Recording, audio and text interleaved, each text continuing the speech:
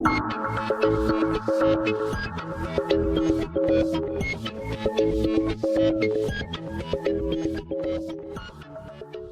भाई, संदर्भ पढ़ देते हैं, क्योंकि जो लोग देख रहे हैं उनको भी पता चले कि संदर्भ क्या रहा। ठीक है, हमास के हमले के बाद इजराइल ने, ध्यान रखेंगे, हमास के हमले के बाद इजराइल ने अपने निर्माण क्षेत्र में फिलिस्तीनी श्रमिकों को विदेशी श्रमिकों से बदलने का फैसला किया है।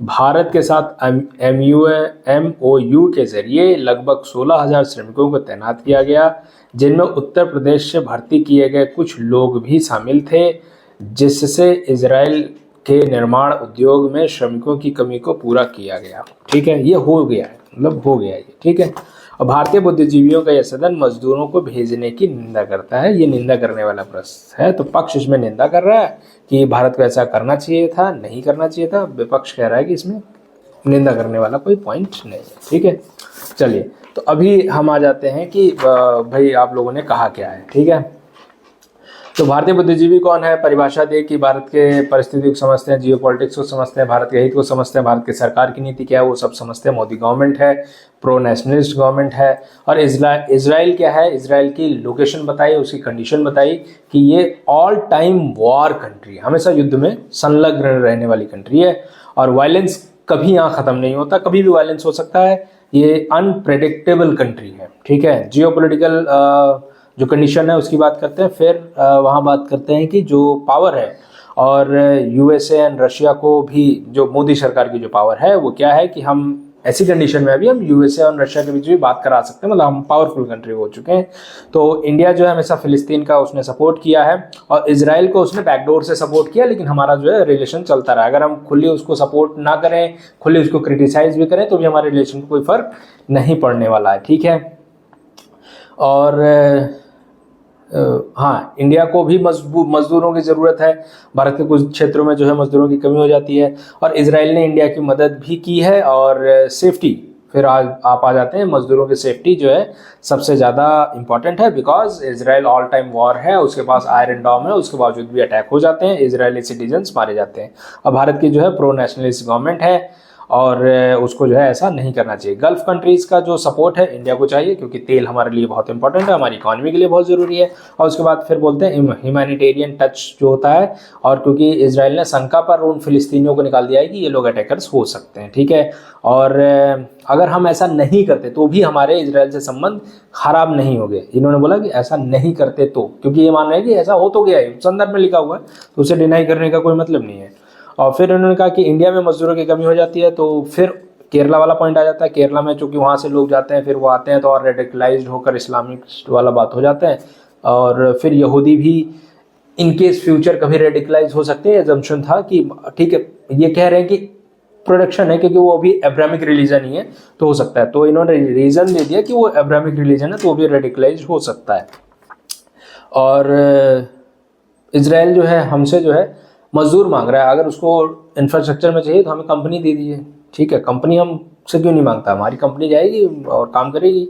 ठीक है, तो एक सिंपल सा सवाल आप पूछ सकते हैं, कंपनी क्या हवा में जाएगी, लोग ही तो जाएंगे। अरे कंपनी में आदमी तो काम करता है, और कंपनी के वर्कर्स होते हैं, वही जिनको हम सोफिस्टिकेटेड वर्ड में कहते हैं, वो तो एम्प्लॉयज हैं, है ना।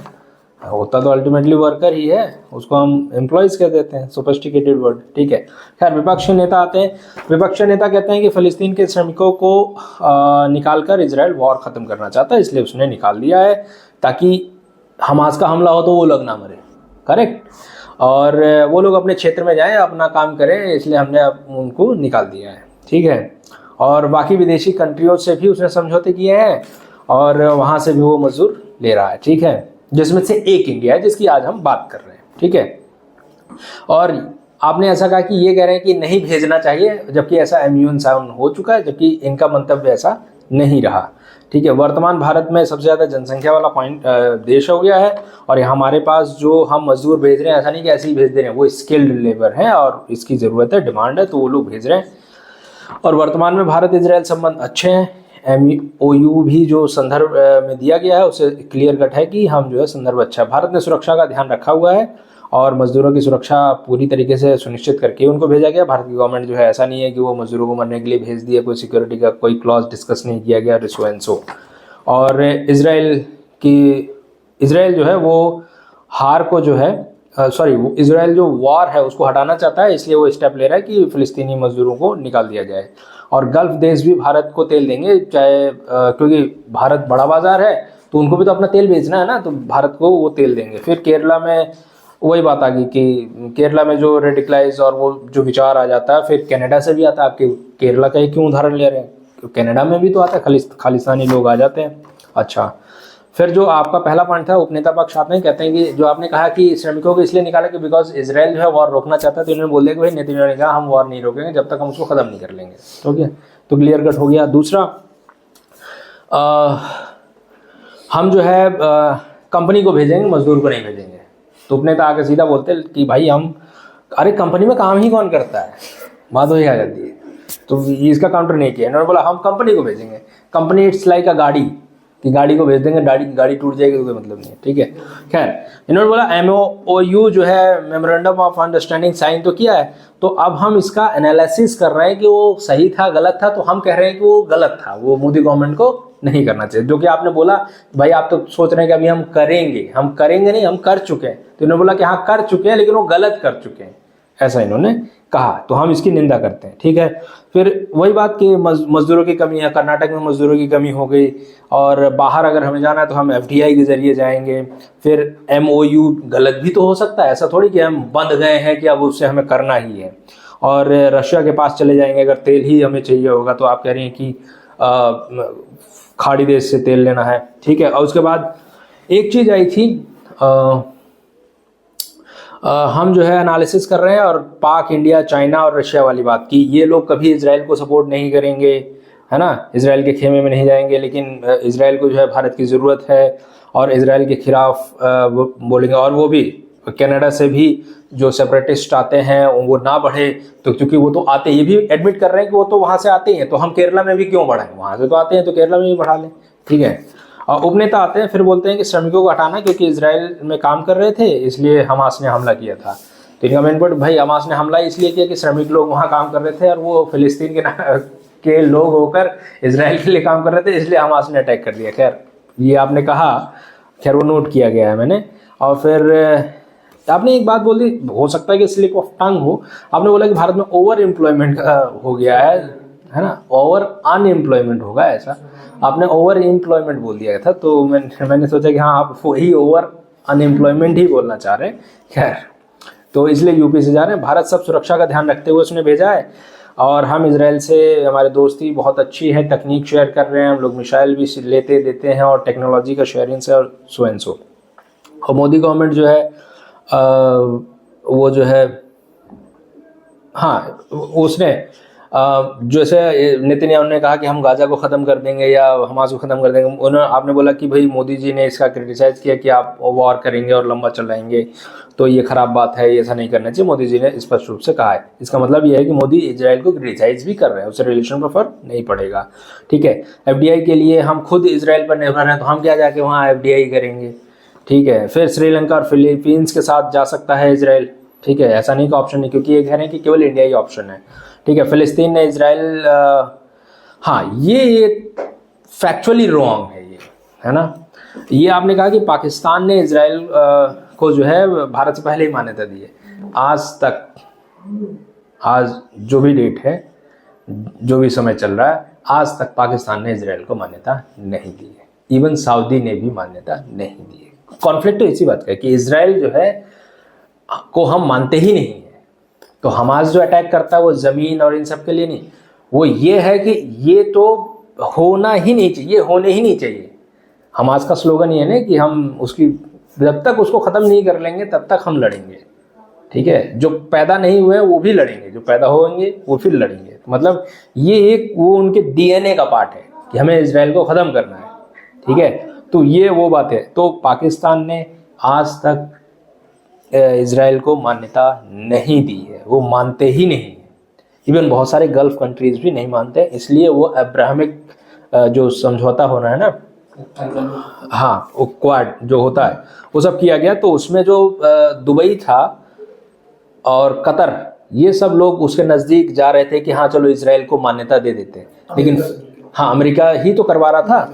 लेकिन फिर वो लड़ाई करवा दी कि ताकि ये ना, ईरान ये नहीं चाहता कि इजराइल को मान्यता मिले अरब कंट्रीज में। बाकी सब तो मान्यता देते हैं, एक्सेप्ट कि एशिया में पाकिस्तान नहीं देता है, ईरान नहीं देता है, लेकिन बाकी सब चाहते हैं कि इजराइल को मान्यता दी जाए।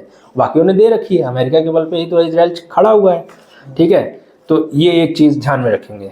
और फिर वही बात कि सिर्फ केरला में नहीं है, पंजाब में भी वही रेडिकल जो थॉट्स आता है वो आता है। ठीक है, और यहूदी भारत में बहुत ही कम है, बहुत छोटी मात्रा में है, और 1% से कम। वो क्वेश्चन आंसर में क्लियर हो गया था, लेकिन यहाँ आपने कहा कि यहूदी भारत में बहुत कम है।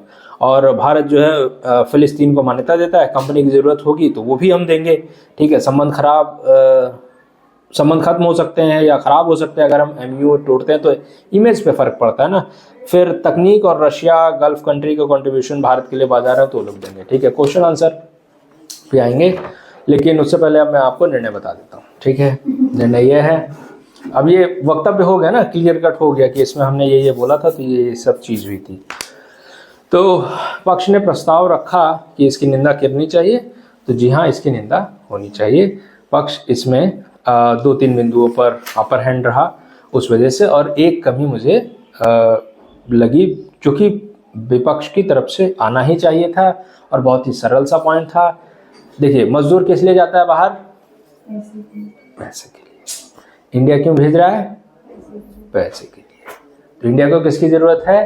पैसे की, इकोनॉमी ग्रो करने के लिए। तेल वोल तो मिलता रहेगा, अरब कंट्री नहीं देंगे तो हमने रशिया से लिया ना, तो सस्ता मिल रहा था तो हमने रशिया से लिया। जितना इंपोर्ट हम पहले इससे करते, टोटल गल्फ कंट्री से करते, उतना हम अकेले रशिया से करने लगे। तो जो फॉरेन रेवेन्यू है वो हमने छोड़ दिया। ठीक है, एक पॉइंट तो ये मिस कर गए। दूसरा, जो इनका सबसे मेजर कंसर्न था वो सिक्योरिटी वाला था। पूछा ना, Israel all time war country, ये आपने कहीं काउंटर ही नहीं किया। इनका जो फर्स्ट इन्होंने बोला ना कि इजराइल क्या है, Israel all time war country है। तो मजदूर आप ऐसी जगह भेज रहे हो। फिर आपने बोला कि भाई आतंकवादी हमला तो कहीं भी हो सकता है, भारत में भी होता है, कहीं भी हो सकता है, भूकंप आ जाए तो आदमी कोलैप्स कर जाए, तो ठीक है ना। इन्होंने बोला कि वो यहाँ के नेटिव हैं मजदूर। अभी हम यहाँ घर में बैठे हो, अपने कॉलेज में बैठे हैं, यहीं गिर जाए तो क्या करेंगे?